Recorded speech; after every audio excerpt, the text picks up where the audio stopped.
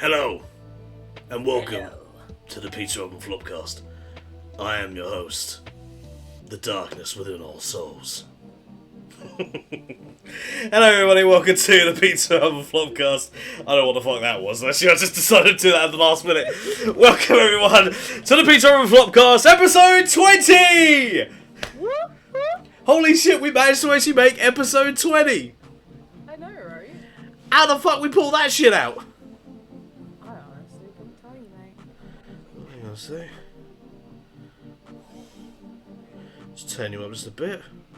Yeah. For some reason, you were really quiet on my end. What? But yeah, ladies and gentlemen, welcome to episode 20. Pokemon Uno and collab. Give us a clue, bro. And to date this for YouTube's sake, even though the date will be in the description, this is episode 20 on the 21st of November 2022 edition of the Pizza Oven Flopcast. I am your host, as always, the Chaos of Dragons, the man that literally has no idea what the fuck he's doing, and yet somehow is able to stumble through an entire career. And of course, we have everybody's favourite controversial cat maid herself. We have Damo! Hello, hi, yeah. Hope you're having a good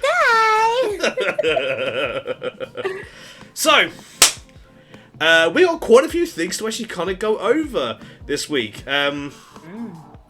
There may be quite a few little bits of speed run at the end for bits of news, because I've got a fair amount to talk about in regards to a particular game that came out only a few days ago, which I've kind of almost completed. Oh my god, really? It's not like I've, put already a shit ton of hours into it already. Yes, we'll be talking about Pokemon Scarlet and Violet. Well, mainly Scarlet, but the game in general. They'll also be talking about how apparently Uno is telling us that we've been playing the game wrong all this time. I mean, that's kind of nothing new, but they keep bringing it up anyway. I know, but I figured it'd be funny to bring up anyway, because seeing how technically is a game, so. Yeah. Obviously, we have a possible collaboration in the future that we've they've not been told about anything. That we actually have no idea about. Come on, mate, give us a clue. Of course, we also do have a little nod. I'll say this I'll strike this at the beginning so we can at least get this out the way. Damo and I earlier watched the very last episodes ever of The Walking Dead. Well, for the main series, yeah. Yeah. So I don't see why they're calling it the very last ever episode when it's literally of the main series, but they're doing a shit ton of spin-off series in the mean. Yeah, it was very emotional, actually. I'm glad my camera went on at the time and now I want to cry. So, yeah, so they finally actually managed to get the main series done. Now there's going to be a bunch of spin-off series that basically we're going to have to fucking deal with in order to, find out more stuff in regards of some of the characters that you love or hate, depending.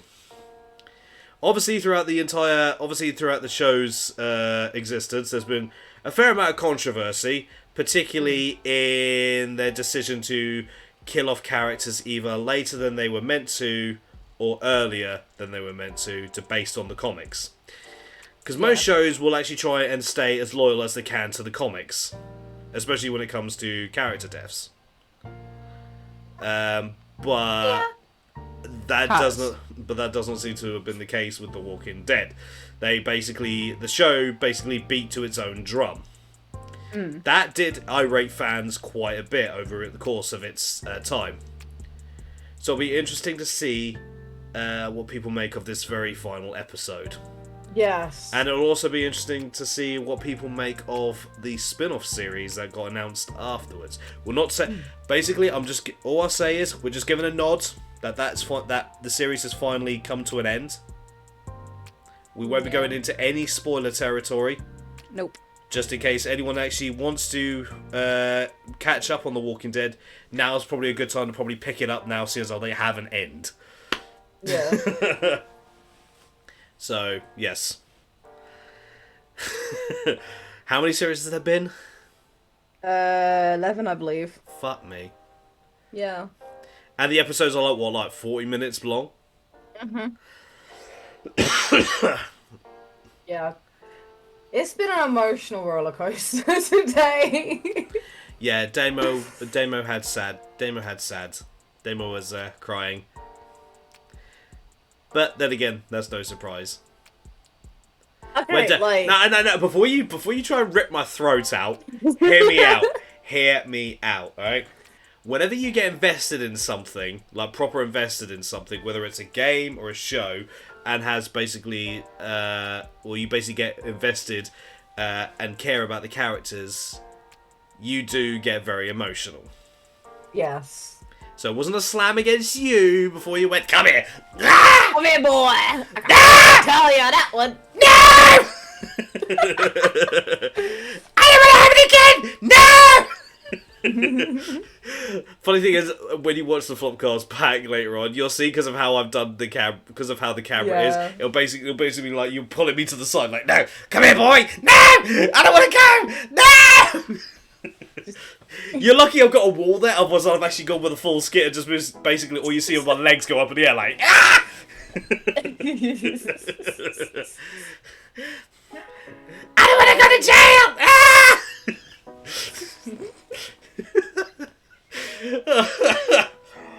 But now that we got that acknowledgement out of the way, because I don't want David to start crying. Yeah, because I really need to cry. I assume you watched it again. I assumed you watched the episode. I didn't know because we're talking about it. Because we're talking about it. Alright, now we're gonna deviate. Alright, now we're gonna deviate. We were on the emotional highway, now we're going to deviate. And if I need to drive this thing off the fucking highway, basically just completely off track, maybe go off-road, I will. So I'm not having you cry. That was a mess, bro. Have you seen the past 20 episodes of this? It's been a hot mess around the entire thing! Yeah. This podcast this whole entire podcast, literally, from episode 1 to now, has been an absolute fucking hot mess. Yeah, pretty much. We are literally, we are the result of someone who has had a really, really nasty shit after a curry. As I drink my hot chockey. As I drink my hot chockey. Not my fault you had hot chocolate. You know exactly what I'm like. That is true, actually, yeah. There is no boundary that I will not cross within reason. For a joke. Yeah, that's true, that's true. But, as always, ladies and gentlemen, let's get on to the regular question. So, Damo. Yes. What the fuck you been playing these past couple of weeks, but I can kind of probably gather. Dreamlight Valley. Yeah, I was basically going to say that. Because, I mean, that was kind of going to be the evidence of... That was kind of going to be obvious that was what you were going to be playing, especially after the last Flopcast where you did your own review on it. Yeah, that's true. So, yeah, I've been playing that. Beat Saber as well. I'm having that as a... exercise regime. Yeah, exercise regime, like, for cardio basis when I'm not at the gym, you know? Because... Gotta keep in the exercise. Bruh. I didn't say nothing. You know, but like, also a bit of Genshin on and off, you know? Yeah. Did the little, I think, event story with like the fungi mon things, what are they called? Fungus. Yeah, the floating fungus. Among Us. You know, obviously I completed on stream Devil May Cry 5. Yeah. And so that was... And you'll also be going through the Virgil side at some point. Yes, that's true. Hi, Ivy. Hello, Ivy. Yeah, at some point, I just kind of need a break from the game a little bit, to be fair, because obviously, you know, streaming it quite a bit. And also, you don't want to upset people due to a certain character being a crusty sock. Yeah. AKA Floramon.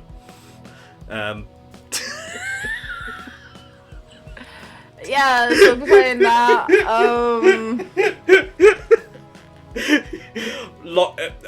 If you watch the Digimon stream, you'll get what I was talking about, people. Yeah. But yeah, I don't think there's been anything else really other than that. Obviously, Dead by Daylight Saturday, of course, naturally. Yeah. But try to get Silent Hill Homecoming to be actual borderless gaming, but doesn't want to be. So I'm still doing some research into that. If I can't find a workaround, I will make a workaround through my stream deck for when I am specifically streaming, because that's the more important thing. Do you want my advice in regards to that? Make plans. Basically, tackle that bit now with the stream deck. Do it now, and then if you do find a solution for otherwise, then it's a lot less hassle for you. No, you got a point. Actually, to be fair, yeah, you got Prepare a point. for the worst, hope for the best. Just basic stuff. Oh yeah, because I'm still learning new things about Stream Deck and things that I can do with it. So it's not an issue really. Yeah. Yeah, actually, I think that's about it. If anything. Yeah. So what about you? Well, me, I'll basically, obviously Genshin Impact, obviously continuing my fucking luck with the game, as disgusting as it is. Literally, oh my god. The fact I got Nahida, literally a couple of days before the banner was meant to end. Again! What the hell is my luck in that game? Hoyoverse, please, contact me. I think we need to talk. I think my account might be bugged. I think my account might be a bit fucked. Actually, please don't contact me because I'm really happy about it. Obviously, I've been... obviously, I've been doing a few things, obviously, off-stream. I've been obviously doing some Fortnite, basically just tackling some of that stuff. Just for shits and giggles, really. Still finding that my grenade aim in that game is disgusting. Due to the fact that literally I threw just a random grenade the other day while playing with the randoms in the squads. And I killed someone with a grenade. I literally threw it over a mountain. Didn't think much of it, and all of a sudden the thing pop up. You eliminated this person. Huh? Oh, wow. Obviously, been kind of diving into Cold War with Yuri and others. Just basically just proving how shit I am at the game. Because literally, because that's something that you and I have kind of been doing with Yuri. Just been doing some of that. I might tackle the campaign at some point if I can be asked. Yeah. That's if. Been also going. Been also delving into obviously Dead by Daylight as per usual. You know, the usual stuff that we usually tackle over here. Obviously, as some of you saw last week, we continue on with Digimon. So damn close. I know, so close. I will say though, once this main chapter is complete, it will be so good just to be able to speed through all the crap that we know. It's going to be a bit weird when we go for the true ending, but as I said, I want to find out what point is different in regards to the truth. Because I know for a fact there has to be something else. And I get the feeling now I'm definitely want to know if by saving Ryo and Shuji, do we also save Renamon from her fate? Granted, yes, Renamon turned into an egg, like any actual Digimon that dies, they obviously turn into an egg, unless they're completely fucked. But yeah, I definitely do want to hopefully see if we can save Renamon. Renamon didn't deserve that. Nah. Just because the humans were being useless. Yeah, I get you on that one. Yeah. I still like the fact that I think we can save Renamon somehow. Yeah. Kick the Renamon is an asset at this point. I know. Trust me. It was originally like Haru, but now it's just Renamon, aka. Would we actually say cross-dressing in this instance? Since Renamon's actually been classed as a girl. No, not necessarily. Just taking on a form, I guess, like a ditto. Oh god, Renamon as a ditto. I mean, think about it. It does make sense, though. Renamon was able to transform into young Haru. Well, here's the thing, though. Renamon did it through illusions, whereas Ditto actually transforms its DNA. So, I mean...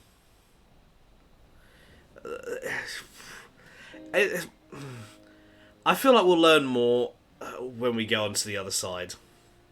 Yeah. I'm not gonna lie though, I know for a fact that obviously once we've done the true ending, I will obviously do my own thing where I'll go through the different routes. If anything changes, sort of thing. Well, no, oh no, there will be, because the route we're on currently has the least amount of deaths. Oh, okay. The others, we do lose people. Oh. Yes. I know one route we lose Aoi due to getting strangled by Piedmon. Yeah. We also lose another. We also on another route I think we lose Saki and Miyu basically being grabbed by the Kenzoku. Miyu basically gets separated from everyone, and just Renamon was just protecting Miyuki by being what she needed. Yep. Yeah, that is true. If anything, she kept the worlds. I guess you could say, when you break it down, Renamon actually, if anything, kept the world stable to an extent. Because she prevented the Master from taking full control over Miyuki by protecting half her soul. But also, because she couldn't really do anything as she was on her own. So, yeah. She was I guess you could say she's the untold heroine. Yeah. If we look at it like that, then we can actually show Renamon a bit more respect. Providing Yuri doesn't try and start an argument with me as Renamon again. That was so fucking funny.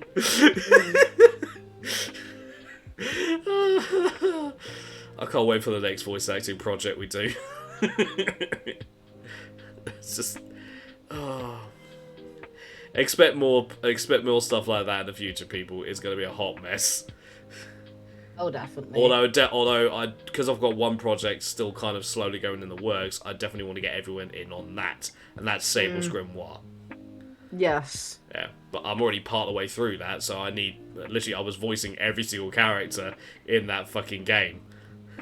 Doing it on your own, voicing the huge cast as that Sable's Grimoire has on my own for like 2-3 hours really put a strain on my throat. So no, that's understandable. Because I didn't do any like ridiculous. We're gonna do the Cyber Sleuth games. At some point we'll be doing the Cyber Sleuth games.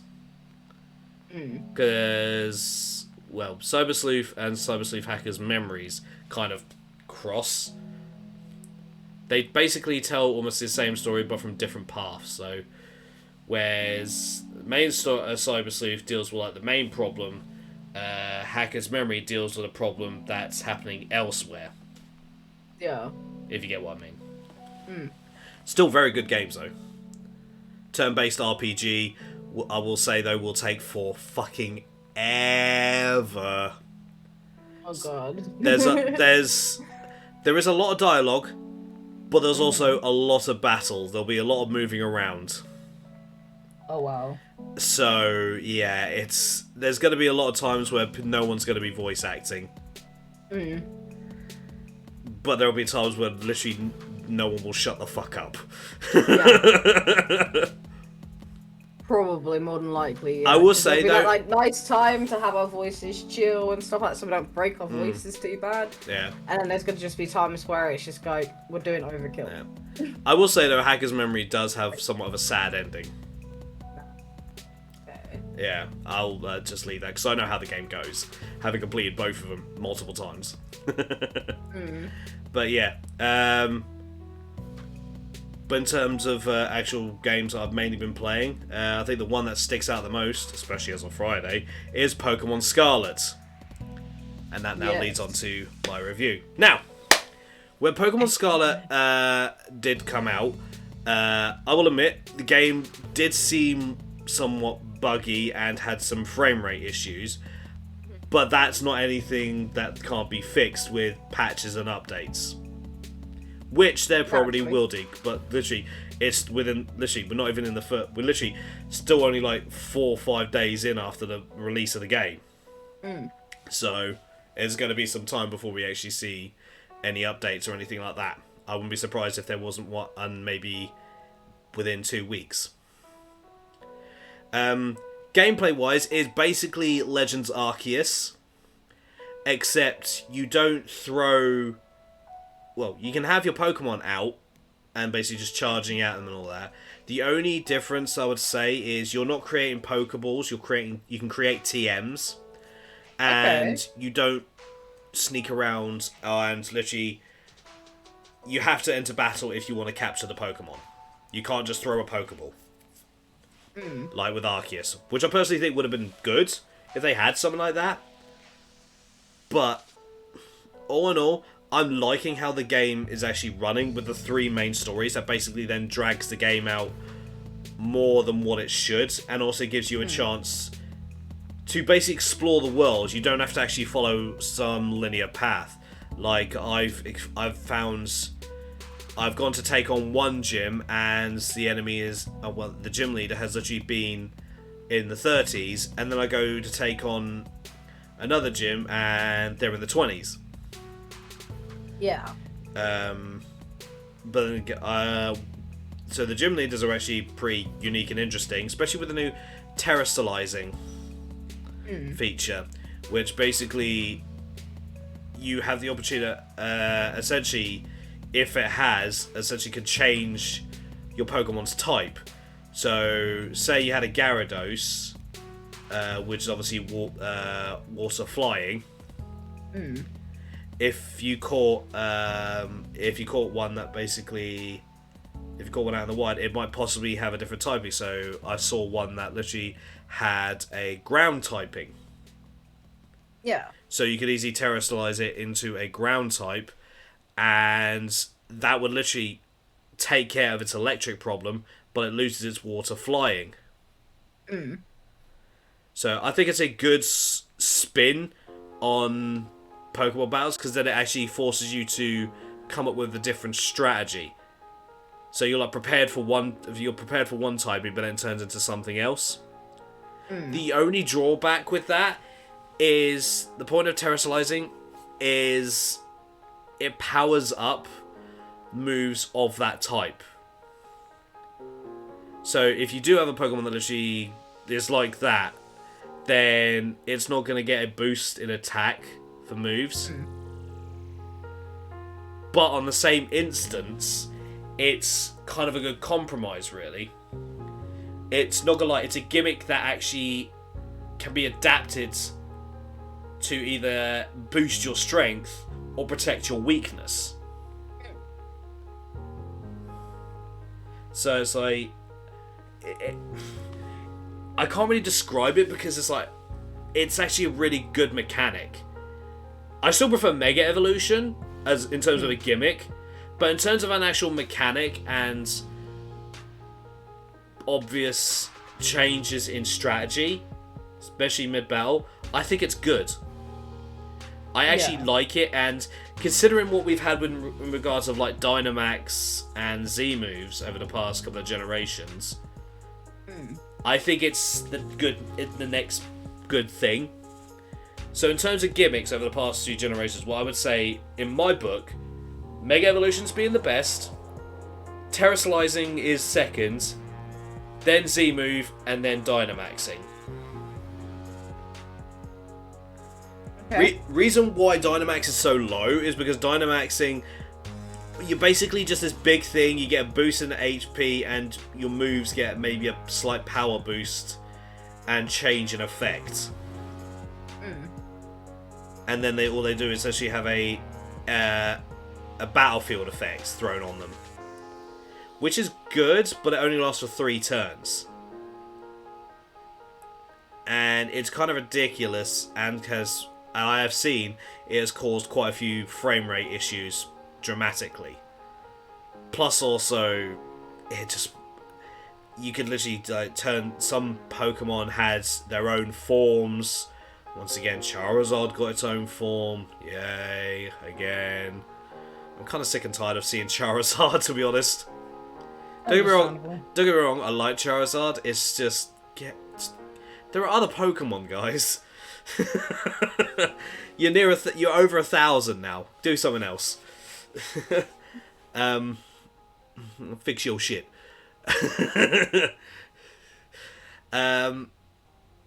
With Z moves, there has the opportunity to basically... You basically have the opportunity to have that one move boosted up to like have certain effects. Like with an Eve, there's a special Z move that you can get for an Eevee, which basically boosts all its stats. And then there'll be certain moves for like Pikachu that basically just gives it an overpowered electric attack. So stuff like that. But you have to have the certain Z crystals in at the time. And it's like... it's all well and good, but once you use the Z move, that's it. You can't use... You can only use it once. Mega Evolution is good. The reason why I say Mega Evolution is my top is because literally some people would say that it gave the Pokemon games a bit of a annoying feature. It made battles like horrendous. But I like the fact that it gives actual stat boosts which could change a somewhat bad Pokemon, especially in the competitive scene, a boost which then could put it on level playing field with the other Pokemon that are on the field. And then also sometimes they get a brand new ability as well. So, and then of course there was the different variations. Obviously you had Mewtwo with an X and Y form, obviously Charizard with an X and Y form. But then it also gave Pokemon of old a chance to shine. Like Beedrill got a Mega Evolution. Pidgeot got a Mega Evolution. Granted, they were shit, but the fact is, it's like their own acknowledgement to it.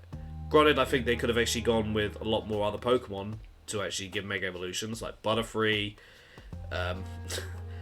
Primeape, you know, like some other ones that really didn't get much limelight and could use with the boost. But yeah, Terrasolizing, visually, it turns him into Crystal and basically gives him a silly hat. Is that it? That's all it does visually.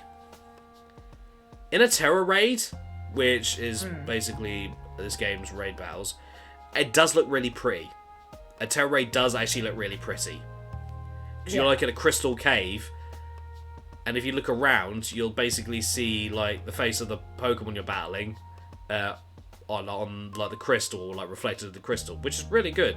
And you also don't have to like wait for another person to finish their turn to be able to attack. Which I think is good. And they also show how long you have left in the battle. And there doesn't seem to be a defeat limit either. Like, if your Pokemon gets defeated, you don't have to wait, like, 2 turns to be able to come back. It literally, you're back within 5 seconds. Makes sense. Yeah, it's better. In terms of the multi-story, I like how, as I said earlier, I like how it goes. Obviously, there's the taking on the Titan Pokemon. Then there's also dealing with the Team Star. Then obviously there's the Gym Challenge as well. And it basically, I feel like it extends the game itself. Not to mention, currently, to what I knowledge, there is 400 Pokemon in the game's dex. Jesus. with more to come. Because there have been some rumours, and now, as you guys know, I don't pay too much heed to rumours, especially when it comes to games I'm playing. But there have been some words thrown around about there being like all the generation, like all the starters from all the generations thrown into the game. Yeah. Didn't Lion say something about that? Yeah, it was someone that data mines it. So this is why I'm a bit. But apparently you'll be able to actually catch all the legendaries as well. Oh, very nice. Because I imagine this is going to be the game. I imagine this is going to be, because obviously this is the main game of the series. So this will probably be the next competitive scene. I'll be interested to see how the competitive scene goes. And hello, Yuri. Hi, Daddy Yuri. Sorry you didn't get the scream, but I have that stuff turned off for the Flopcast. Just so then we don't get interrupted while we're talking. Because that has happened in the past due to certain little Canadian shitbags. AKA Alex. Damn, damn. Oh, it's not like I'm not calling it or anything. But yeah, do I feel that Pokemon Scarlet and Violet is actually worth it at the moment? I do. I do think it's actually worth it. I do think they need to fix maybe some of the frame rate stuff, especially for some of the NPCs. That is a big thing. Also, there are plenty of videos, I'm sure, that you may have actually seen dotted around of how people are saying this is probably the buggiest game ever released in the Pokemon series. I'm not gonna lie, when games have bugs like what I've seen, I think that shit's funny and adds character. Oh, definitely. That's why people like going back to Fallout 4 so much. It's Fallout 4, Oblivion, Skyrim, to name a few. But yeah, I think it adds character. I think like it's a good laugh. Although I do feel sorry for the guy that literally was in the starting area and actually ended up falling through the floor. Something like that, yeah. That's a big oof, my dude. But yeah, do I think it's worth the price tag at the moment? I would say no. I don't think it's worth its price tag at the current moment. Once they add some patches in to maybe hopefully fix some of the frame rates on some of the stuff, Yeah. and that's a big hope, then it will actually then start to live up to its price tag. It has potential, definitely. Yeah, it has the potential to actually live up to its price tag. Now, most games I'll say no, they're not worth their price tag. No matter, basically, it'll be like just write that off there and then. But the fact that this game has the potential, and the fact that I've literally done over like 10 hours streams of it, pretty much like 2 days this weekend. So total 20. Yeah, pretty much. Total of 20 hours of streaming the fucking game. That should give you guys an idea. Although, God, it does help with the fact I have a bunch of doughballs actually chatting away in my ear. You're welcome. Even if I am quiet a lot of the time, you're welcome. Yuri, you missed it when we came across the electric gym. Wait, that was the electric gym? I thought that was the psychic gym. The electric gym with the supercharged streamer. Oh, that! Yeah, Yuri, go back and watch the VOD, mate. Go back and watch the VOD. Literally, the way they did that literally is calling out all streamers. It literally calls out all streamers. And I love that. I love that they did that. It made me... I was literally almost pissing myself with laughter just because of how silly it is. Yep. It is so good. And I kept peeking, didn't I? On your end, I kept peeking. Yep. Because of how high-pitched I was going. It was great. Oh my god. It was... I love that. I love the electric gym. A lot of people say that she's annoying. I'm like, bruh. You sure about that? It was definitely good. So yeah, the story is actually really good. There's been actually a few like really touching moments as well in the story. Real kind of little like possible sad moments as well. But I will not spoil in terms of the story. No spoiling. No, cannot no. do that. No. No. I'm not that naughty. Don't look at me like that. But yeah, that's. I know I've kind of rambled on for quite a bit. I'm literally halfway through the first part of the Flopcast. Yeah, I know. Usually it's me rambling on to shit, like, bro. Hey, I've got to give a legit review on something, right? Otherwise, I would basically be a hypocrite, you know? Yes. But yeah, overall, really good game with a lot more potential. Let's hope they keep up with it, alright? So with that being said, that is my end of my Pokemon rant. Yes. Now I think it's time that we get on with our tidbits of news. Damo, since I've rambled on quite a bit, I think it's time that you have at it, my dear. I'll ask. Playing like Pokemon Go during your ramble. That's why I was on autopilot. I'll ask. Is it Sims time? Nope, not yet. Alright. I want to get the first 3 bits over and done with, and then we go on to Sims. Alright. So the first. The floor is yours. Thank you. First things first. Resident Evil 4 remake will feature in-game purchases and possibly multiplayer. Okay. So the remake of Resident Evil 4 will feature in-game purchases, which could mean the survival horror will also come with a multiplayer mode. Set to be one of the biggest releases of 2023, the reimagining of the iconic Resident Evil 4 is something a lot of fans are anticipating. Given the success of the remakes, both the second and third installments in the series, there are high expectations for this upcoming release to make an impact on the genre. Alright. Yeah. I'm not gonna lie, when I hear, like, in-game purchases, I'm thinking, alright, so what level of microtransactions we're gonna be dealing with here? And also, ladies and gentlemen, if you remember, the last Resident Evil multiplayer game that they added as part of the Resident Evil 3 remake was not very good. It was very, very bad. To the point I tried to play it literally a few months ago. I literally was in a lobby trying to find a game for about an hour. Yeah. It's probably because nobody's really playing it though at the same time, so... Nope. No? No one's playing it. Oh, hang on. Stretch. It literally... If you bought Resident Evil 3 remake, it came with the game, and then they did add it separately, but no one was playing the game even after that. It was a hot mess. Sorry. Apparently, according to the Entertainment Software Rating Board, or ESRB for short, the title will have in-game purchases, particularly on PS4, PS5, X, and Xbox Series consoles. No further details are given as to what exactly these purchases be. However, seeing as Resident Evil 3 Remake also came with a similar feature, which incidentally also has multiplayer in the guise of Resident Evil Resistance, it can mean that Resident Evil 4 will get a multiplayer as well. However, this has not been confirmed, so it's best to take the information with a grain of salt. So, yeah, and then the article just goes on about random shit.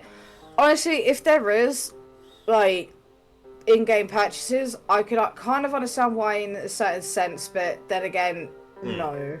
Microtransactions, and like when you hear in-game purchases, due to a lot of games that have basically had microtransactions out the arse, Destiny, Overwatch, Star Wars, Battlefront 2, Battlefront 2 basically being the main issue.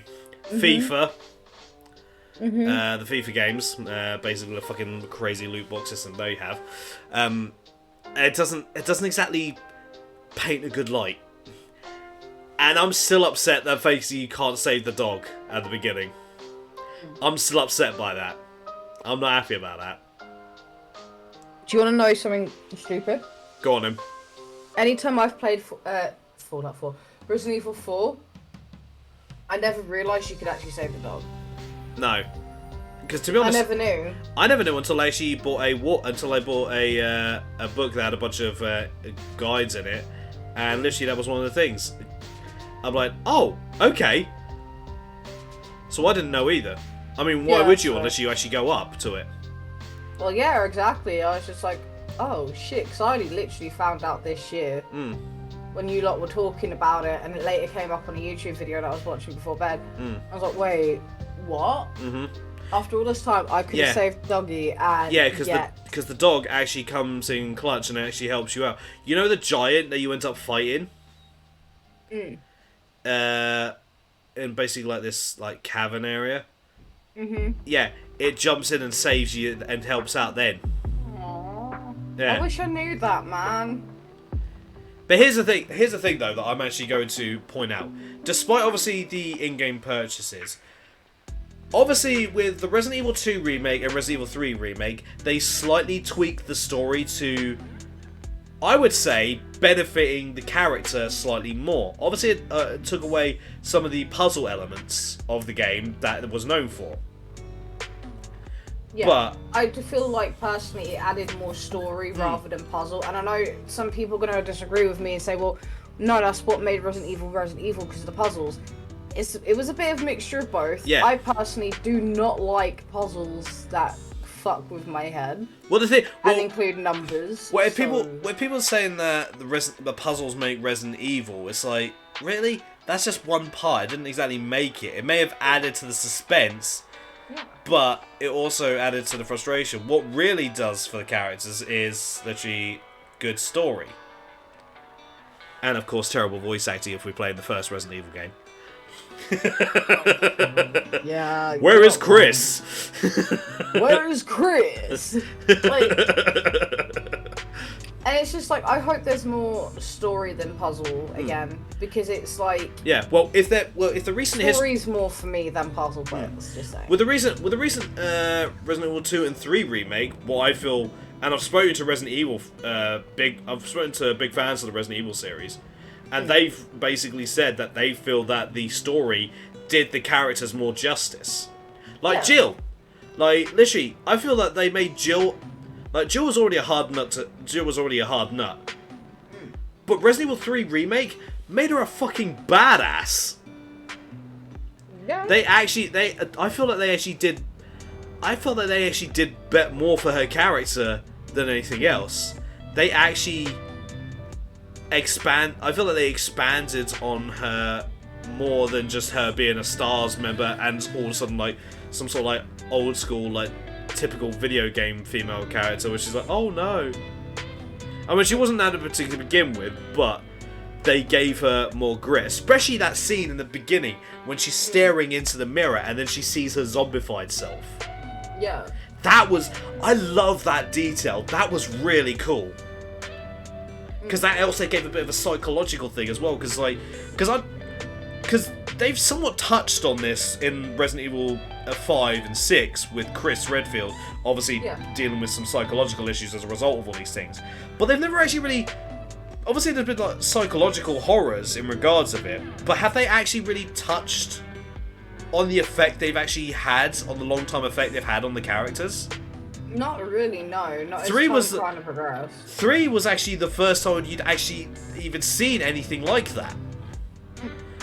The 3 remake was the first time I saw it, and I really like that feature. I really like that, because it's like, hey, she's human. Like, this shit does affect people. Well, yeah, exactly. I mean, like, think about it this way. I guess that's where people can kind of chime in and say, well, yeah, but then that's why you kind of look at the lore and actually go and look into it, because some of the lore from Resident Evil 3 is more explained in different games, but that were on different platforms. You know? But I think they did that, and expanded a bit more for those that weren't like hardcore fans, that weren't willing to actually go through all the trouble and headache to go through all the different lore and trying to work out all the bullshit. I felt they did what they had to do at the moment, and the only real complaint I'd have about Resident Evil 3 is literally the timing of its release. Literally, pandemic hits, Resident Evil 3 Remake comes out. You guys can play this while you're locked indoors. Pandemic hits in game. Bad timing, guys. You know, bad timing, but perfect timing at the same time. I know. It's. I watched one. I was like, you know what? If they're gonna be releasing a zombie game, especially a remake from a series that I love, why not there actually be, you know, an actual zombie apocalypse? I was just sitting there just waiting for the zombie apocalypse to happen at that point. I think I saw a picture on Twitter that basically said it best. Basically, just showed a picture of Jill in Resident Evil 3 remake fighting off the zombies. What we wanted from a zombie apocalypse. What we'd actually get. And there's a picture of Daniel Radcliffe like there in the dressing gown with the 2 guns in his hand, like ah. Yeah. That'd be what. It's like, that'd be about right. Yep. So it'll be interesting to actually see, especially because one feature with Resident Evil 4, one of the more annoying features is how broken the AI for Ashley is. Yeah. And how useless she was. I know. Do you want to know what people are mad about for the Resident Evil 4 remake, though? Go on then. The fact that her ears are covered. Because she's in Resident Evil 4 in the original one, yeah? Uh-huh. She has big ears, and yet, because I've literally got a picture of it up right now on the article, where she's got a nice little bob. It complements her face. Stunning. Chef's kiss, whatever. No, you think people would be mad at the potentiality she may be more useless than ever. No, they are mad because they have hidden her ears. Yeah, well, we are looking at the internet. Literally, basically kicked up a hissy fit because because Genshin reduced some of the booba size because it seemed a bit too unrealistic for the character. They were literally mad the fact they reduced, especially Rosaria, they reduced her booba size. So I wouldn't. Those that are basically nitpicking at stuff like that, I'll be like, all right, you need to get rid of whatever fucking Ashley porn you've got stashed away on your computer. Get with the actual program here, or better yet, shut the fuck up. If you got any actual criticism that might actually, be beneficial, then fair enough. If not, shut the fuck up. Oh, the ears on Ashley makes the game unplayable. Your opinion makes you undealable. Your opinion makes you unfuckable. Get out. Fucking hell, you're taking it a bit too far there, Chaos. Jesus. Oh, fucking hell. Oh, are you surprised? No, not really. But yes, you have more? I do. The next thing, we're going to leave this sad bit for the last, bit of that portion. Well, it's not really sad, it's kind of funny, but fuck, I got what you deserved. I'll explain that in a moment. Oh, yes, I know what you're talking about. Yeah. Dead Island 2 delayed for, nearly 3 months. Who here saw that coming? Dabo base. I called it. It's been going on for years. Dave, yep. Ladies and gentlemen, I will pay. Dabo called it. I believed her. I'm always the one that leads to optimism. Dabo literally called that shit. Yep, I did. So basically, the publisher Deep Silver and developer Dambuster Studios have delayed the release date of Dead Island 2 by just 12 short weeks to April 28th, 2023. The release date was previously set for February 3rd, 2023. They offered the following in explanation, among other things. This'll be good. The irony of delaying Dead Island 2 is not lost on us, and we are as disappointed as you undoubtedly are. The delay is just 12 short weeks, and development is on the final straight now. We're going to take the time we need to make sure we can launch a game that we're proud to launch.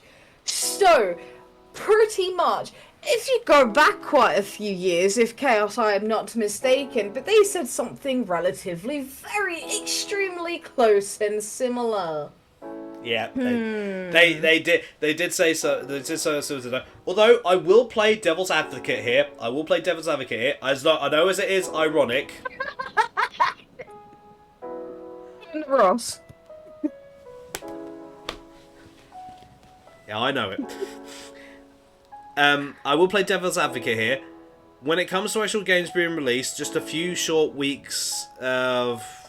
12 short weeks, yeah, 12 short weeks. That's not a few, that's a lot. Oh, right, and well, here's the thing. In the difference between before, years ago, when they originally showed a Dead Island 2 trailer, to now, we actually have gameplay footage. Yeah.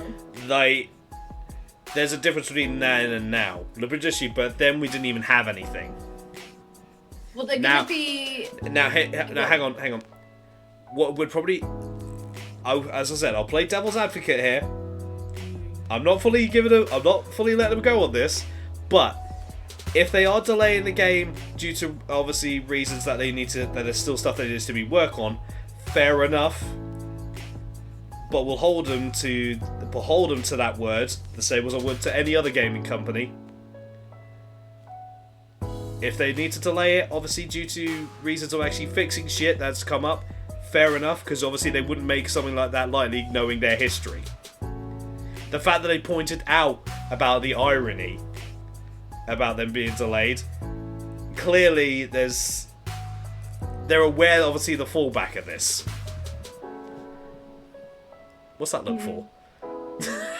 You can twist your neck anymore, you can turn into a fucking owl.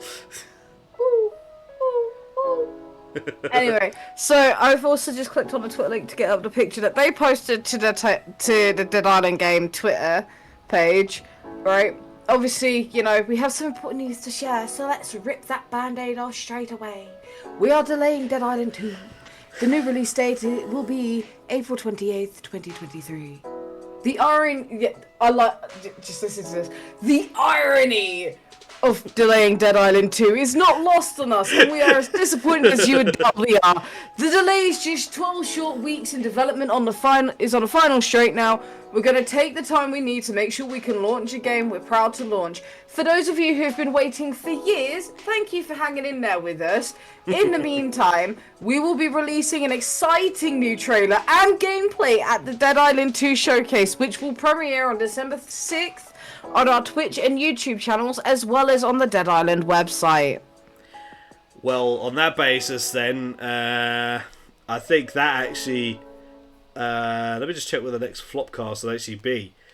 The next Flopcast would literally happen the day before it's due to happen.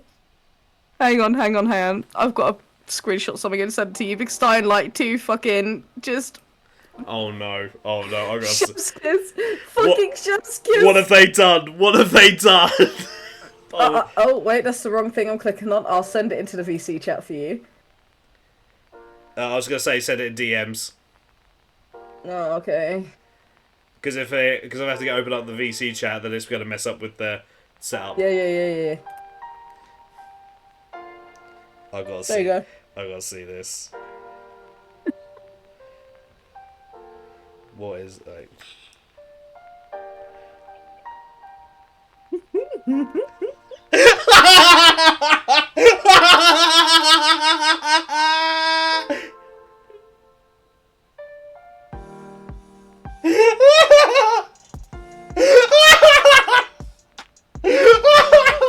Oh my god. You know, like, the response that the person gave the Dying Light 2 game, people?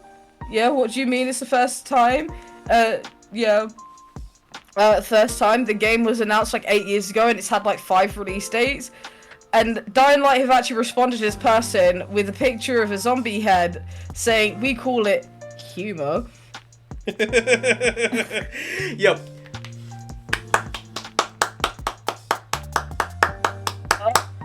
Golf clap. I give you guys a golf clap for that. I like this. Oh my, this is beautiful. This is very, very beautiful. Oh god. Like, someone called hey underscore it's DJ. I've had the game on pre-order since 2014. I'm sure I can wait 12 more weeks. Dude, if you've had the game on pre-order since 2014, you might want to Yeah. You should get your refund, mate. And if you don't want to go for the refund, make sure they give you the Ultimate Edition for free. Jesus, and refund. Fucking hell. He's literally just. Oh my god. Oh yeah, I love when stuff like that happens. It's just the best. It's just fucking beautiful, man. Just fucking beautiful, literally. Right. Anyway, I'll take the reins on the next one because basically, are we surprised? Deadline 2 delayed? Not really. No.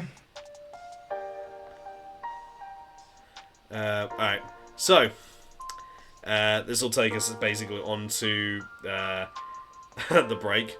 So, Uno. There's been many different rules in regards of the game. Obviously, there's the one that you play in person, and then of course there's the game that they added a few years back. So, apparently, some people have actually tried this, and this is the article that's popped up. What are the draw four rules in Uno? Their response: if someone puts down a +4 card, you must draw 4, and your turn is skipped. You can't put down a +2 to make the next person draw 6. We know you've tried it. Yeah, they've also actually said. Everyone does it. Everyone does it.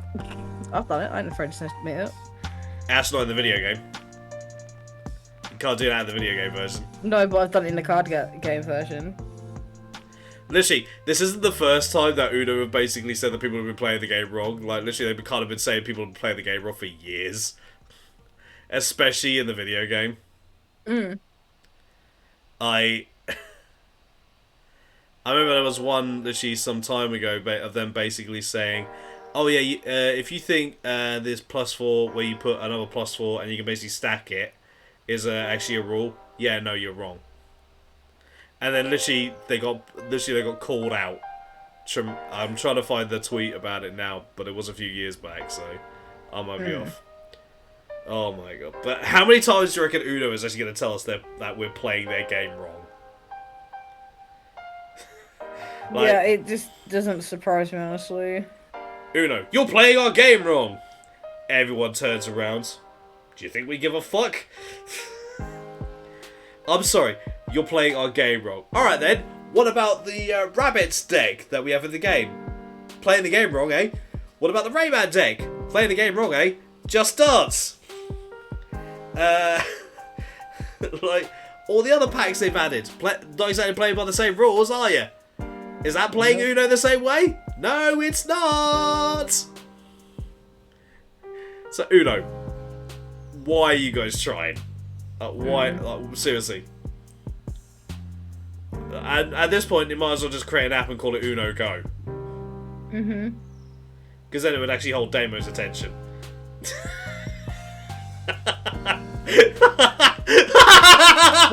My attention, sorry. The slow look up. All I heard was Damo. I was like, yeah, well. Yep, and that's exactly my point.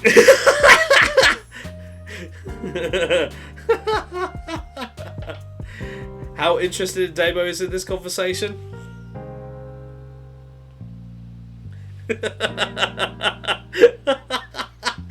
I'm gonna guess. Floor is yours. Thank you very much. I didn't realise I was playing Floor is Lava.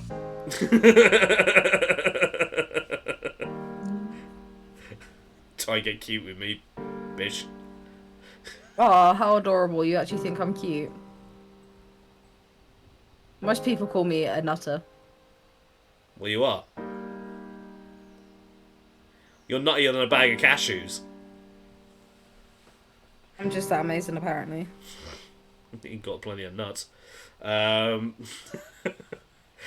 So, Uno. Are you gonna let just people just get on with it and play the game? Stop micromanaging it, guys. How about you stop micromanaging and actually, update and fix the console version?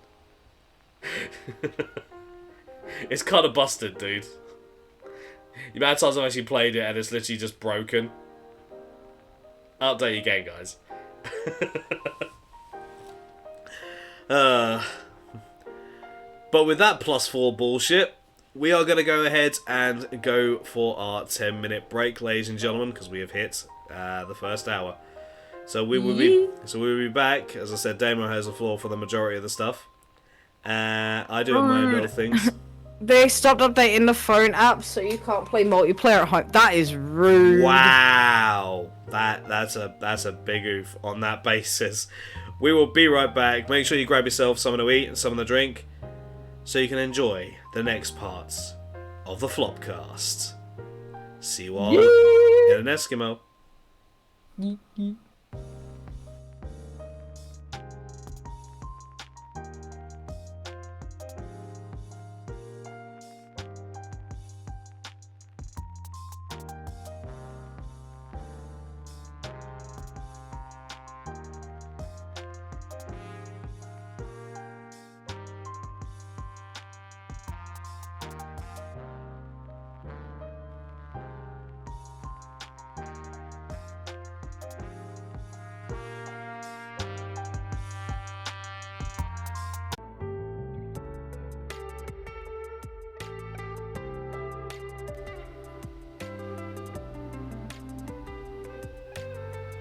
Hello, everybody, and welcome back.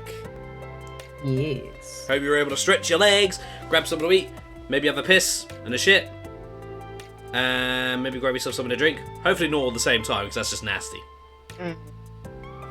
Hi, Chives! Hey, Chives! How you doing?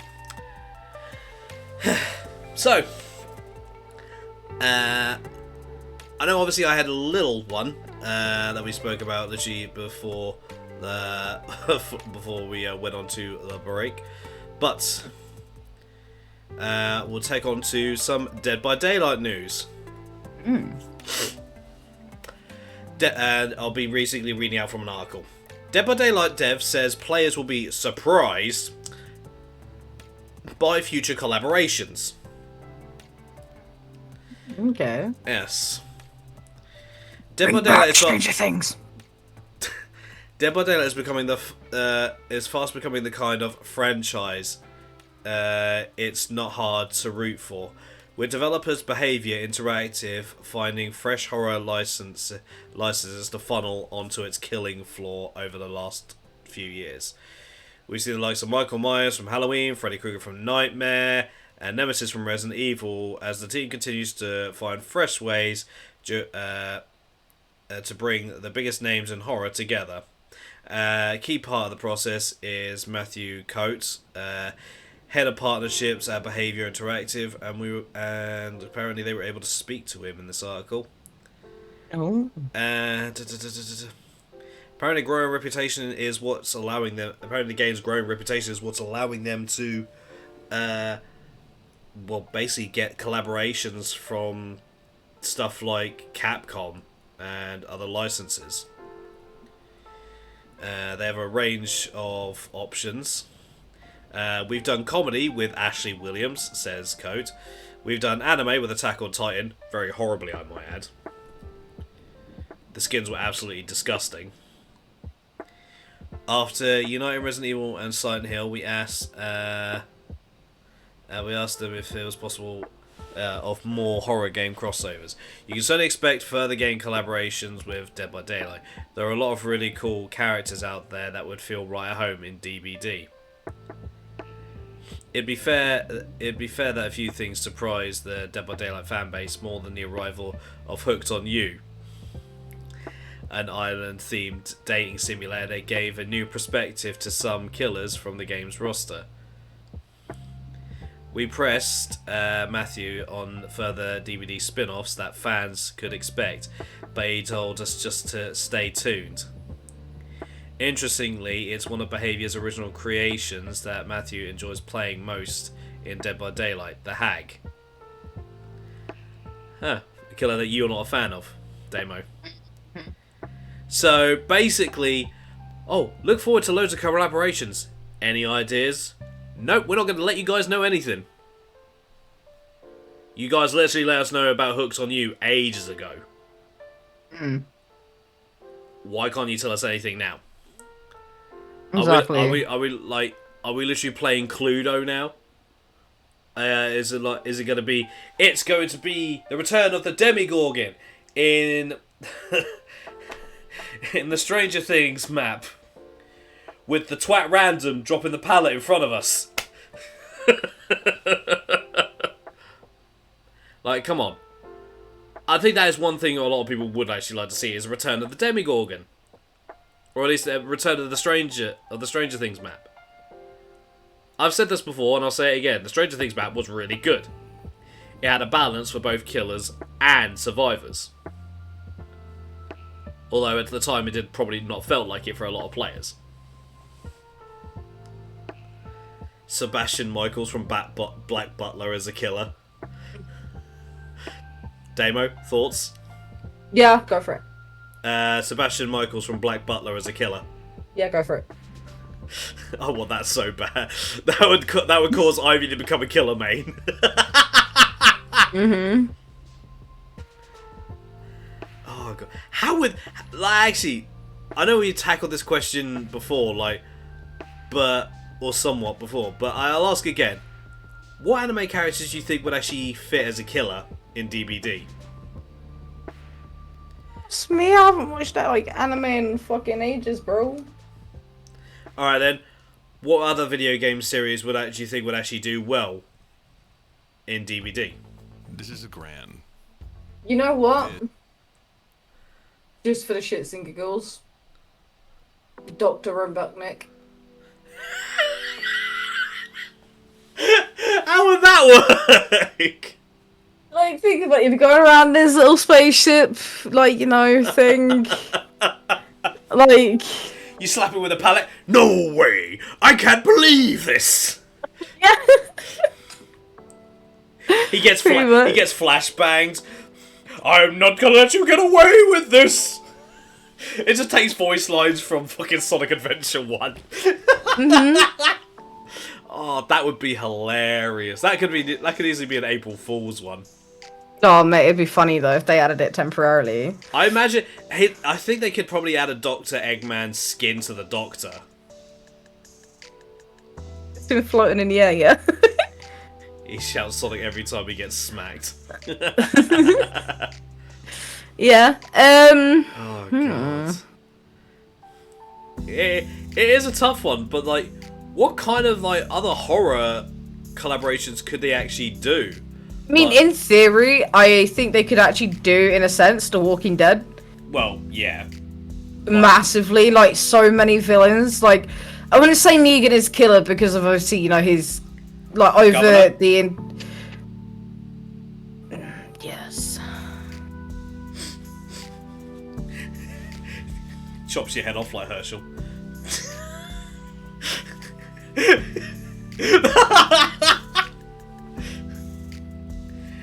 Oh, the new Winnie the Pooh movie, says Ivy. You know, is that even out yet? Because I actually want to watch it. Same, I kind of do. I don't think it's out yet. I know I've seen loads of trailers in regards of... Let me see. What was it? Winnie the Pooh, Blood and Honey. That's it. It's coming out in 2023. February 2020, 15th of February 2023, a day after fucking Valentine's Day. Oh, bother. It would appear that I've got my knife all covered in your blood. Oh well, I just might have to cut you up even more.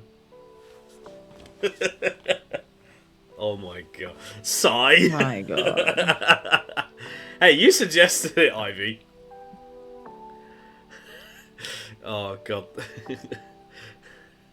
Just throw Tigger as a killer, or you literally hear coming near you. It's boing, boing, boing, boing, boing, boing, boing.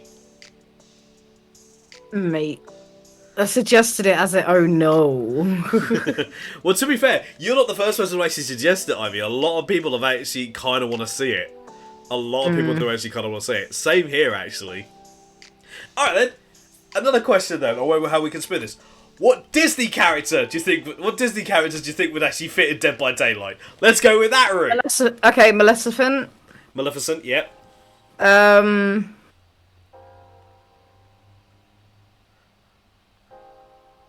Jafar yeah, Jafar. from Aladdin. Hades, definitely Hades, Oh yeah, yes. they have to get the OG voice actor in for Hades on that one. That I'd love that. Oh god, could you imagine? You know what? If they did a Monsters Inc. collaboration, I'd be happy with that. Like, if I get to main Sully, that'd be great. With, like, the Slug Lady. How would that? The Slug Lady, like, as the killer. Randall. Like, the Slug Lady as the killer. Because if someone's playing Mike Wazowski, all you hear, like, Mike Wazowski slams the pallet down, is him just say a stupid joke like he usually does in the movies. And then you just got her going, I'ma get you, Mike Wazowski. I'ma get you. Always watching He's watching. Wazowski. Always killing He's Wazowski. watching. No. The Morias basically just gets a load of them to jump on you and go, we got 2319! We got 2319! Oh, March 2023, though, we're getting a new killer. And Survivor. Oh, really? Yep, I'm That on snuck the up. roadmap. New roadmap. Ooh, So, new map. like, Nice. yeah, like, no, like, as in roadmap of what they're planning on doing. Oh. So, obviously, November, we're gonna have, literally tomorrow, the new Killer and Survivor out for everyone. There's an in-game event, which, it says Dead by Daylight Halloween event to end in November. Oh, no shit, Sherlock. December, in-game event, Dead by Daylight Christmas event. January, Tome 14, another in-game event for the Lunar New Year. February, in-game event to end. March 2023, Dead by Daylight Chapter 27 to release sometime in March. New Killer, question mark, the same for New Survivor. April, Tome 15.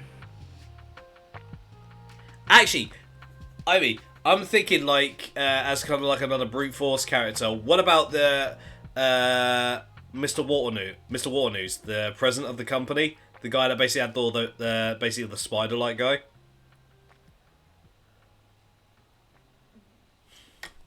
You know what I'm talking about, don't you? From Monsters Inc. Yes, the bane of all nightmares of my existence.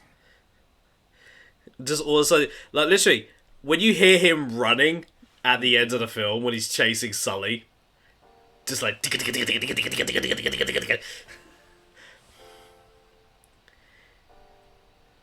he was a top scarer before he became a boss. Yeah. Could you imagine though? Like, I hate the Hag. Imagine if they brought him in. Ooh. And I didn't know. Ooh. Demo custom game.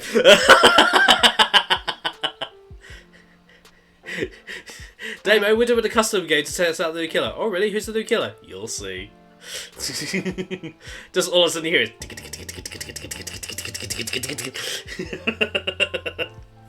He's a massive spider, Ivy. What you mean? He scared people by being himself. He would just literally just basically beat you with his fist, and then just all of a sudden the door opens up next to him and he just throws you through the door.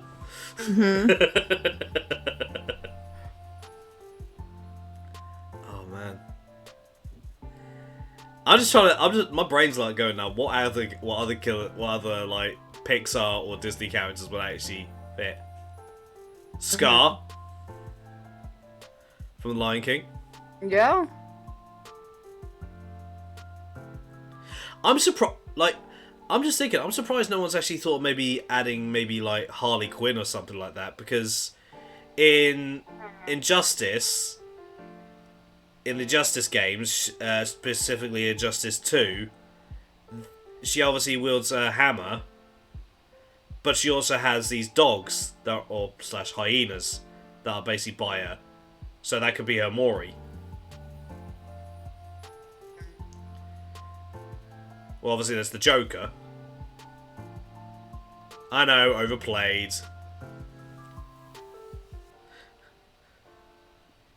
Yeah. But you see what I mean, though. I'm surprised, considering the amount of DC shit that's out there at the minute. I'm surprised that's not even actually popped up at once. True. But yeah, they're basically DVD being very vague with their collaborations. Let's move on to the next bit. Demo? Yes, okay, so talking of the fact that I brought up Sonic the Hedgehog, ironically enough, Sonic the Hedgehog creator Yuji Naka has been arrested. Mm-hmm. So I already read this out fully on one of your previous streams. Yeah, he My poor ears, a video started on that article which was not consented. So anyway, so the former head of Sonic, he was the former head of Sonic team. Long story short, he'd been arrested for being in connection with insider trading charges. Yes. And that's not exactly a good thing you want to have on your resume. No. Not really. Basically, so to my knowledge, insider trading basically would be like basically selling off information to like, well, selling off like what, like, well, what exactly does it mean by what the charges exactly? Honestly, fuck if I know. I think it's more like, because it literally, all it says here really is that, you know, 2 other people also were arrested on suspicion of insider trading.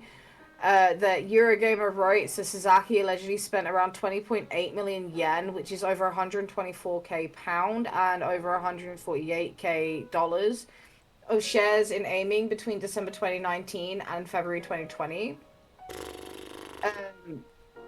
But again, I'm not really sure about the insider trading, but I think it's more along the lines of, you know, selling information to a rival company or something. But again, I'm not entirely sure. I'm not an expert at this, to be fair. Hey. Lordy Lord. Yeah. But, you know, they have, the people, there we go, basically have said as well in response to all of this that they deeply regret the great concern this has caused to all concerned. They have dealt with this incident strictly, including internal disciplinary actions against the suspected employees. So yeah, these people did naughty in regards of in-company information. Yeah. What they did is basically potentially fraudulent behavior as well. Yeah. Not very good. Not very good. Especially, well, especially since our Sonic, kind of like information that they really didn't want to come out, especially considering Sonic Frontiers has just come out as well. But it does say as well, Square Enix issued a statement responding to the situation following the alleged arrest of Sasaki and Suzuki. Today, some media outlets reported that the former employees of Square Enix were under investigation for suspected insider trading. It reads via VGC, we've been fully cooperating with requests from Securities and Exchange Surveillance Commission.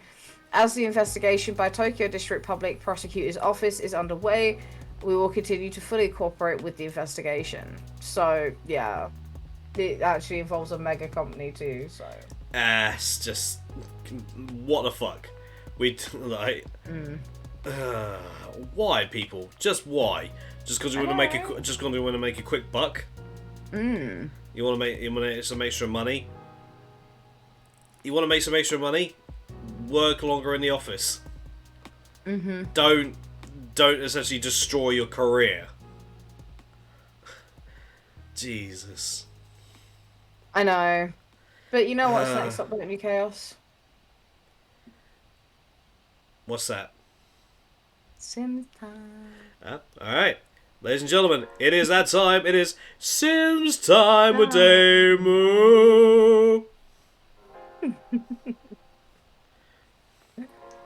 Alright, so As I said, Demo had a lot to talk about. So yes, but it's mainly just 2 articles we could do today because I haven't been on Sims to test out some mods, which I have discussed with Chaos and asked if it would be okay with Sims Time with Demu if I could actually include a little section about any new mods that I could potentially try out and give a review for, and as I've not really been on Sims to be able to do that. So I'm just going to have 2 articles today on that one. The first one of The Sims 4 update fixes the mean glitch, adds new Mass Effect collab. I didn't personally get this glitch, but I've seen people who have. It's funny. A new Sims 4 update is set to drop November 17th, so it's already dropped. Will finally fix the Life Game's bizarre glitch that was turning your virtual personas into literal balls of rage, while also introducing the highly anticipated Mass Effect clothing collab. While relatively small and focused mainly on new cosmetics, The Sims 4 Sims Delivery fixes one major issue with the Life Sims current iteration, the Mean Sims glitch. Due to a bizarre bug that dropped in the wake of the patch of 1.92, players have noticed their virtual personas have been adamant on declaring war upon one another. While a variety of fixes were suggested, including making use of some of the best Sims 4 mods, none of them were quite ideal. A new update from the Sims Direct Communications has confirmed that the Sims Delivery drop has now officially dropped. Will squash this pesky little problem. Reading, we have an update on overly aggressive / mean Sims. We're incorporating a tuning fix to cool down the extra negativity taking place between Sims in tomorrow's Sims Delivery Express. Now that your Sims will be more amicable, it's worth rewarding them with some new cosmetics. 2 hairstyles are dropping as part of the collaboration with notable content creator D Sims, both of which are perfect for representing your heritage in-game, in a similar vein to The Sims 4 CC by Shea Butter. Players can now select band 2 knots and 2 strand twists when creating their characters, with the 2 hairstyles being available for Sims of any age and ethnicity. If changing up your look isn't enough, there's also a plethora of Mass Effect themed clothing coming to shake up your wardrobe. You'll be able to choose from a vast selection of different hats and t-shirts, and there's an N7 tattoo being added for Sims who really wanted to romance James Vega. The icing on the cake comes in the form of a new song by Brazilian pop sensation Larissa Anita de Machado, who had to translate her entire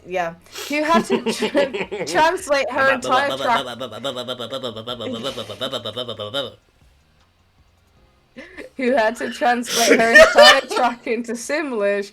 While she already speaks 5 languages, I highly doubt she thought she'd be adding Simlish to her repertoire. The song can be Who the fuck thinks they're gonna add Simlish to their repertoire? Like, seriously. I mean, to be fair, EA did do a bit. They've actually tried burying a Sims 3 stuff pack, actually, which is quite ironic. The Katy Perry Sweet Treats. All it had was clothing and furniture. Chaos, that's your homework. Just type in on YouTube of Katy Perry Sweet Treats. No. You can't even get it digitally anymore. Really? They removed it from Origin like a few years ago, but yeah. They tried burying that shit. But why? I don't know specifically, but they have actually, like, Sims players have actually compared Sims 3 Katy Perry Sweet Treats, right? To Sims 4 Journey to Batu.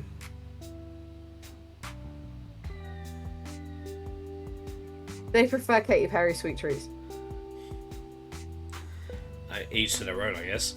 But yeah, there are players out there that wanted to woo-woo Kylo Ren to the point that the Sims team had to do a patch so you could not have babies with Kylo Ren. Woohoo, you killed your dad, let me be your daddy. But you know what? When the Sims team actually patched it out where you could not woo-woo Kylo Ren just as they did with the Grim Reaper. Grim. Go on, of course, modders of the community came to the rescue. Surprise, fucking prize.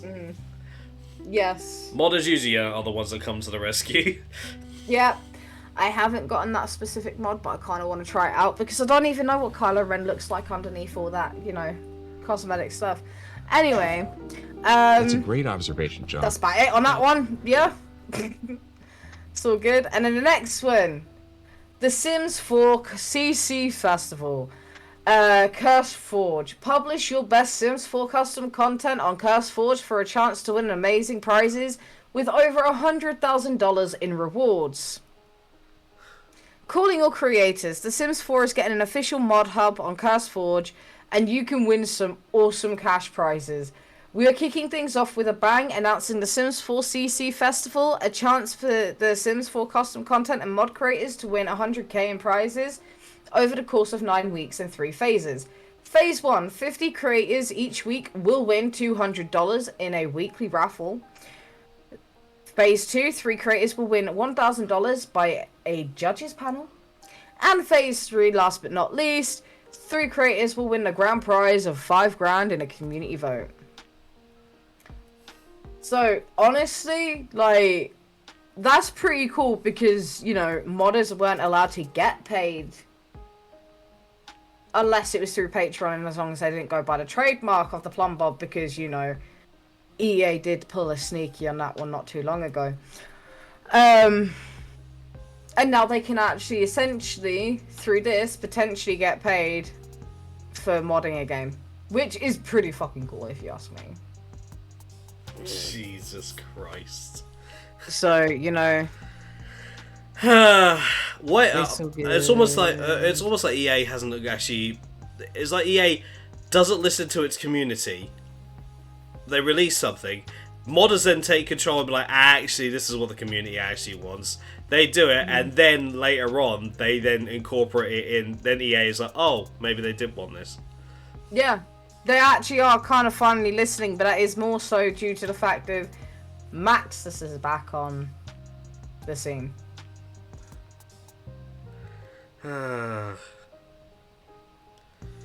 Just. And that's all I got.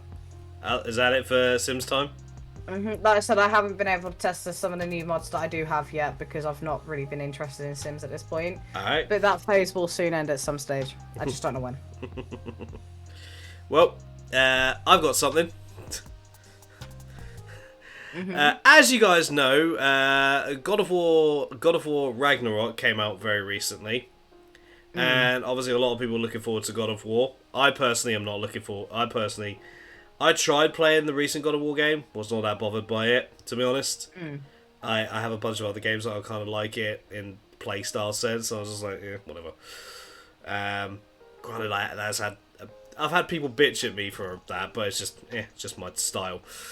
Well, apparently, God of War Ragnarok has been, had an attempt at getting slammed. By PETA. Ah, yes, you were telling me The about this animal earlier. rights activist. Or organisation, sorry. Well, basically, I'll read this. This is basically a tweet from them. Boy, it's like Grey Wolf Sith all over again.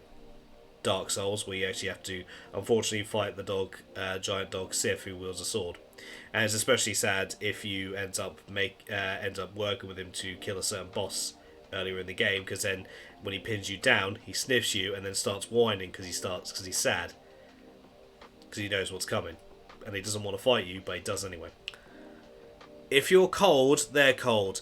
Tyr was wrong to chain this pup up and leave him outside in the freezing cold of Helheim. At Sony Santa Monica, we need a PETA mode so God of War Ragnarok can be played without violence to animals. Basically, at one point there is a 80-foot dog, or wolf, so to speak, that's basically left outside. It's a mythical creature. If they're left outside, it's usually for a good reason. Obviously, all animals should be treated fairly anyway, but that's just beside the point. Apparently, there's also said this: all dogs deserve loving homes and warm couches, even if they're 60 feet tall. Peter wrote. Now, it's obviously it goes without saying. Obviously, all animals should be cared for. Blah, we should all look out for each other. Blah blah blah. Yeah. This is what the article says. However, given that this is a fictional, mythical wolf, we're talking about, you can understand why people are baffled. Okay, just chill out, will you? It's just a video game, says one user. It's a video game, that's it, says another. This isn't real life, says, yep. As per usual, they just kind of, as per usual, Twitter pop up thinking that other people will actually join them in something, and they are just getting basically absolutely roasted. In true fashion, it's like, guys, do you even actually have a clue what you're even talking about anymore? You're literally attacking video games for literally no reason, and you're attacking God of War, a game that a lot of people are currently enjoying. You're kind of getting the wrong kind of attention here, fellas.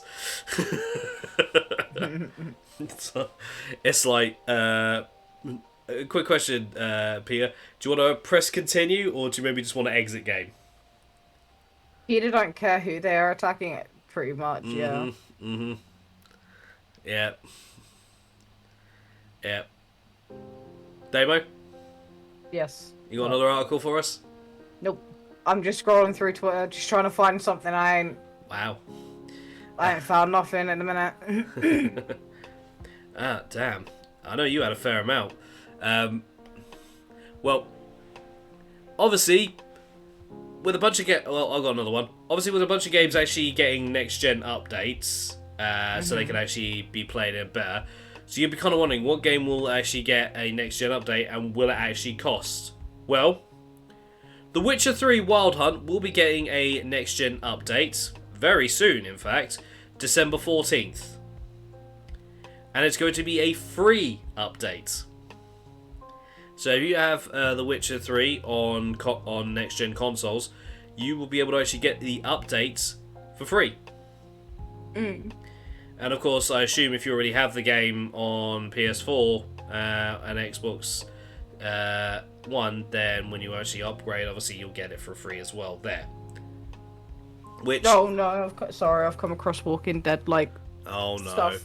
Look away! Look away! Look away! You'll start crying. We've only just managed to actually get you out of that. Close Twitter. Close Twitter. Close Twitter. I'm scrolling.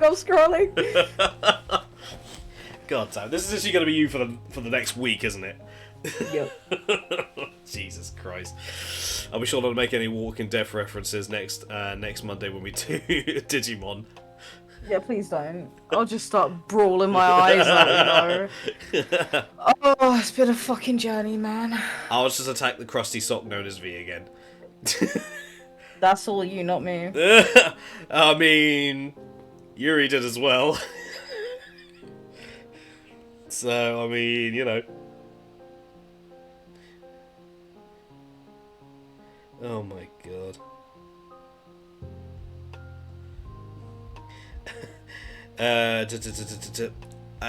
Sorry about that. So, Overwatch 2. I know, we're talking about Overwatch again. Well, they kind of goofed up. Overwatch 2 player gets demoted in rank after winning 21 competitive games in a row. The fuck? Yeah. I read this and I was like, what the fuck? An Overwatch 2 player, I'll be reading the article here, people. An Overwatch 2 player was left absolutely flabbergasted after going on an amazing 21 game win streak, only to be deranked.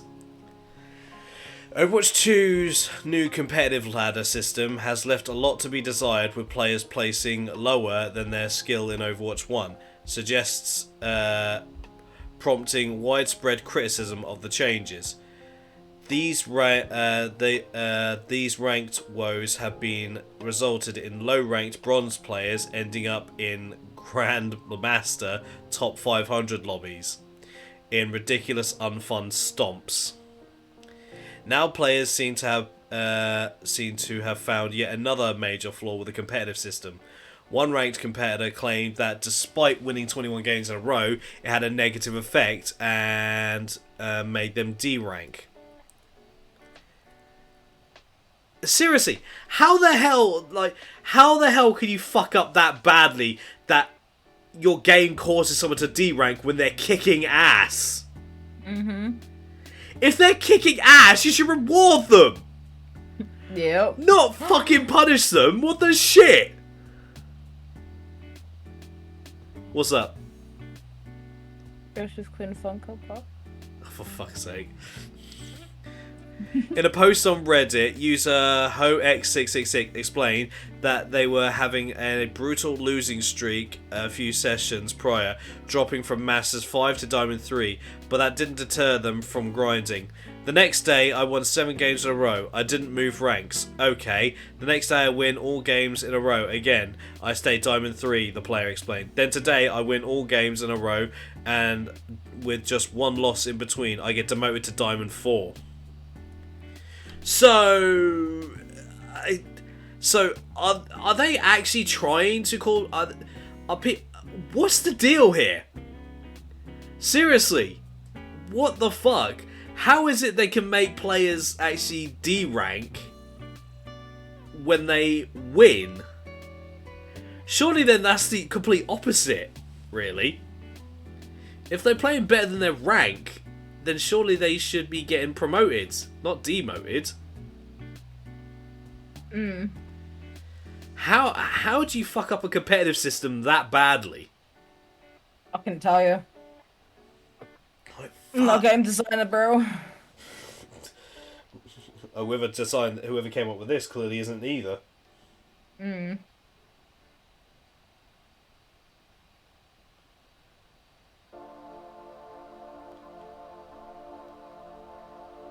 I've just found one article that you missed, Damo.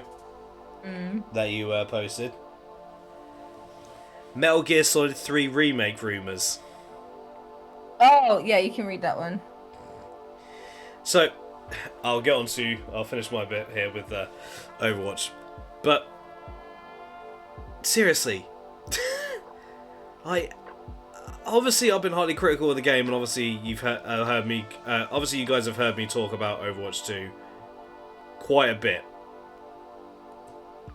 And how, well, I'm basically keeping an eye on it, so to speak. I'll play it just to keep an eye on things. Sometimes I might enjoy it, sometimes I might not, depends. But the Overwatch competitive scene was already a bit scuffed as it was, but then this never, like, I got kicked out of matches due to the servers being shit, and I paid the price. But that was just a server thing. And that's on them. But the fact that someone can get demoted from winning, and even when they win so much, they don't even go up in rank. They lose 1 or 2 matches, they get dropped tremendously. And if they say, oh, it's based on how you do, it's based on how your skill. No! The guy should have easily still gone up. I imagine there might actually be more to this than what's being told. But, and this article is nearly a couple of weeks old, so, and I've not seen anything else pop up. There's been, from my response, there's been no response. While the player wanted answers, the Overwatch 2 fans were unable to make sense of the situation, with many agreeing the rank system was broken. No shit, Sherlock. I was really hopeful when the game launched that I could somehow reverse engineering how the new system works with enough data. Nope, the more data I get, the less sense anything makes, one commented. So far, Blizzard has yet to address the ongoing ranked shenanigans, but the devs have said they're monitoring feedback and will make big changes if need be.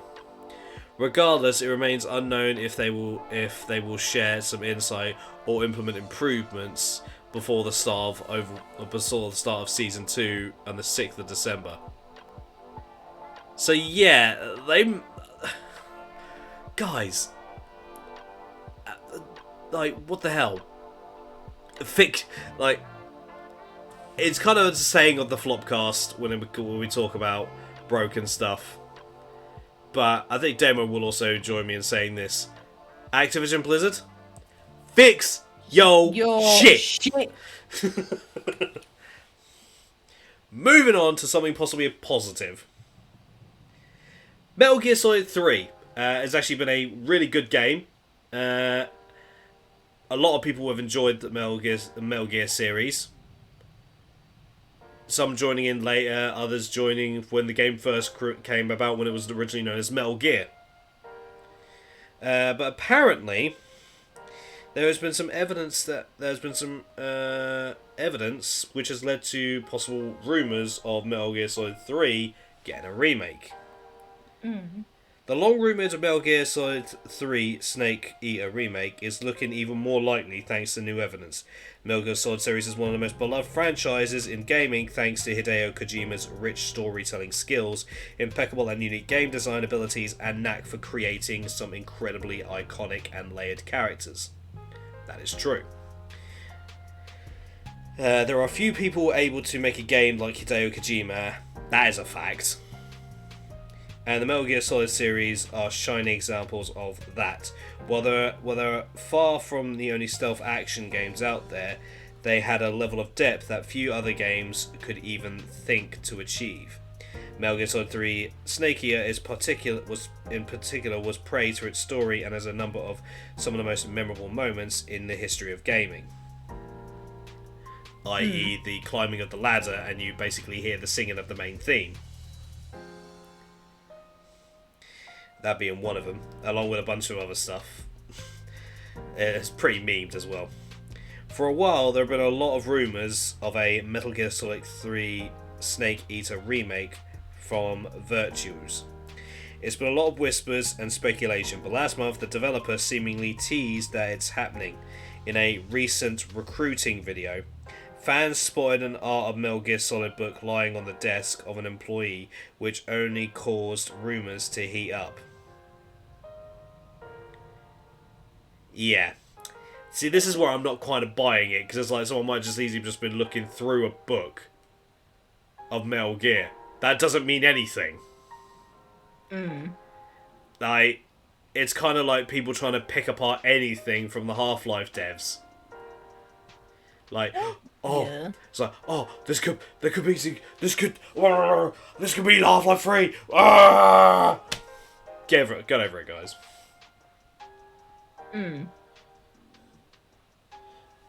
I'll continue reading what I've seen on the article. You alright, Damo? Yeah, I'm just on Twitter.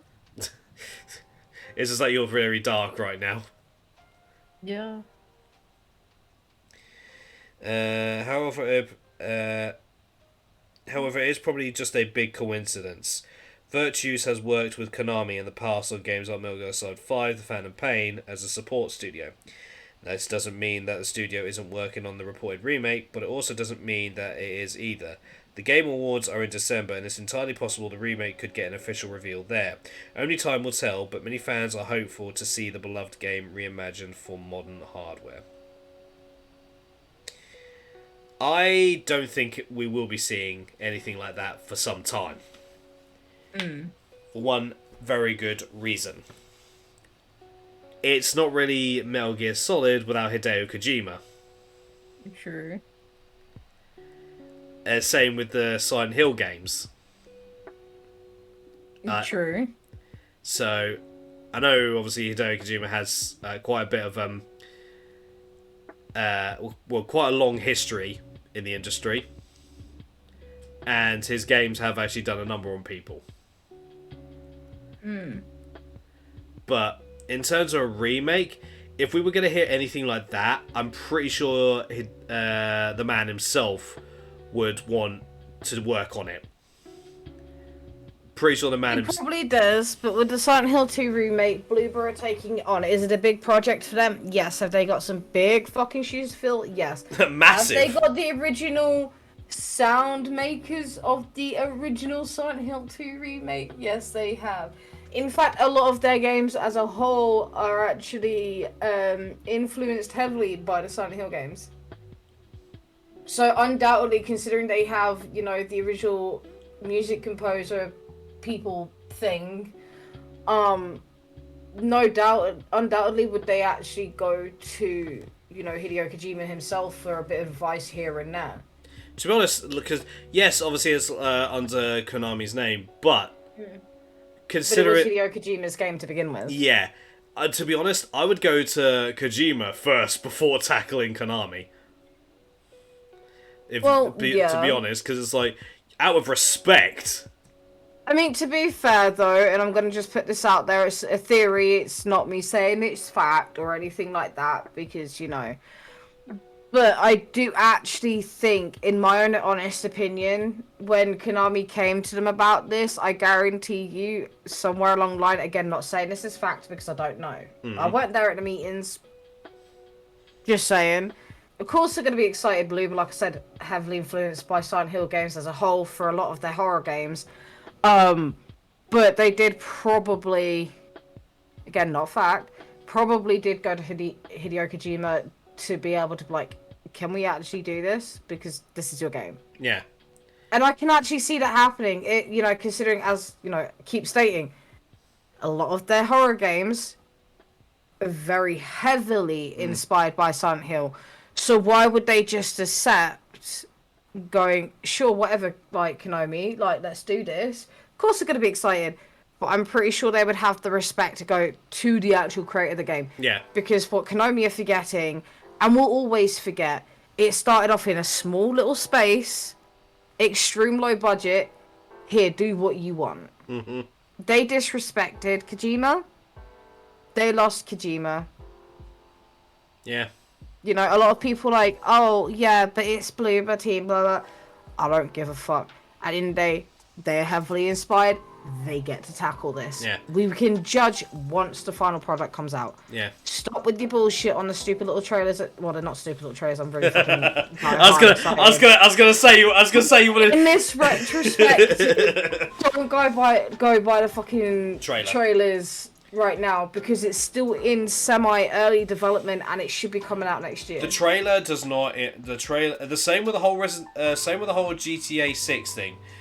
Yeah. Don't go by what you see from some leakers as they being the final products. Like, there's actually Wait. Yeah, go on. There's actually like, games like this take years to make. Even if you're doing a remake, they take plenty of time to make, because you want to make sure that either you are loyal to the original thing, or you want to actually make it better. So, I think. Exactly. I think the worst thing, like, because they've said it's a remake, not a remaster. That's the thing that catches my attention. It's like, because it's not that a GTA trilogy that was basically a remaster,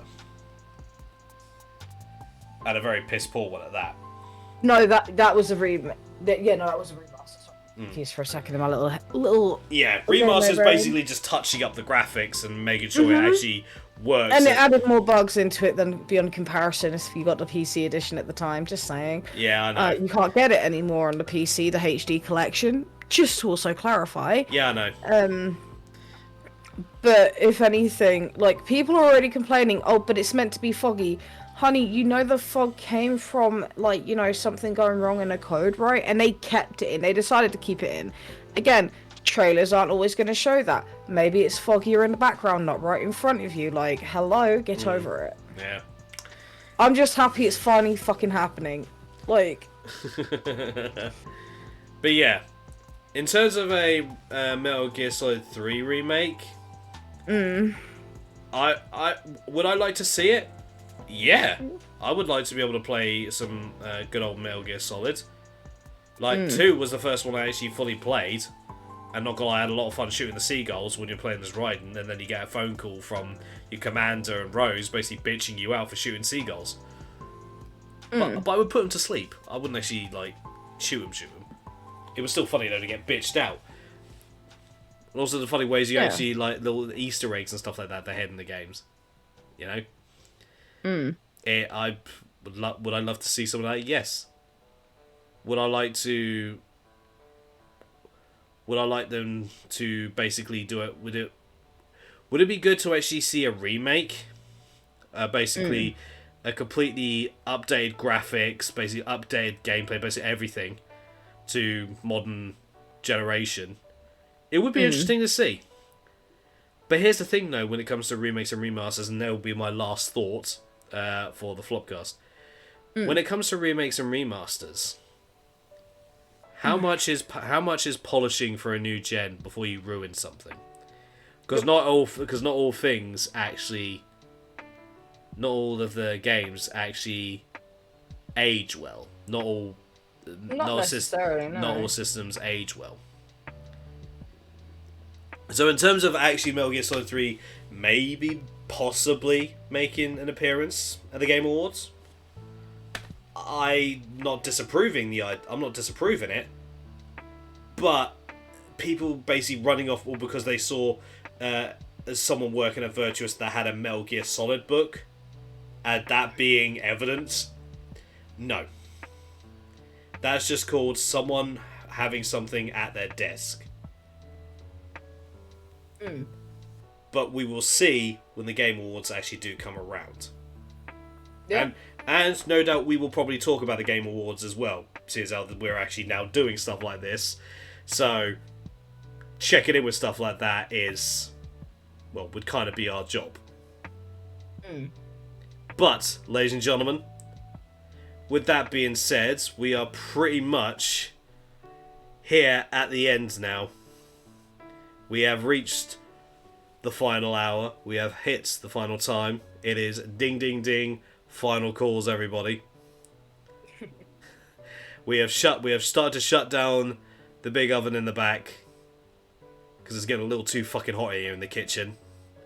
Yep. And I'm pretty sure I can hear Gordon Ramsay next door cursing us out. Probably.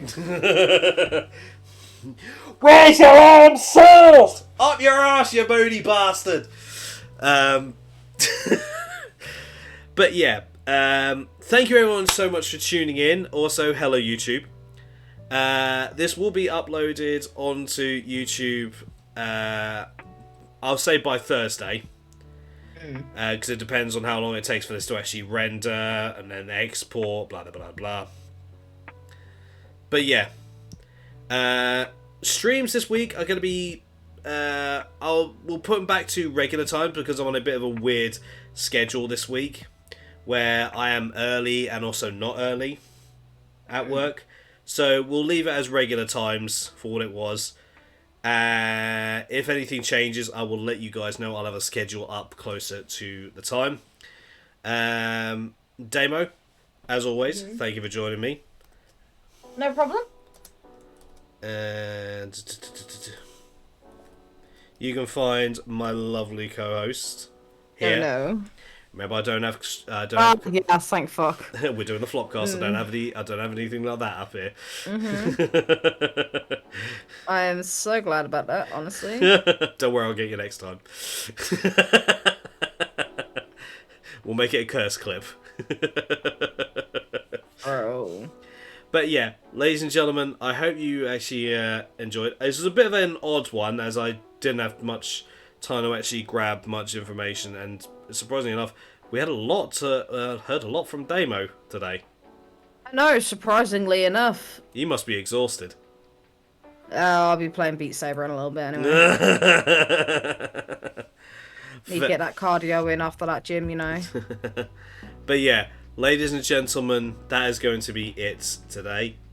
So, we will be back with the next episode of the Flopcast in a couple of weeks.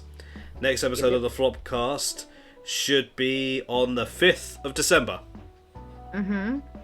Obviously, with next Monday being hopefully, fingers crossed, the final episode, at least for the first run of Digimon Survive. Yeah. We'll obviously do it at a bit of an earlier time as well, so we can hopefully actually beat it earlier on. That is the hope, at least. But, ladies and gentlemen,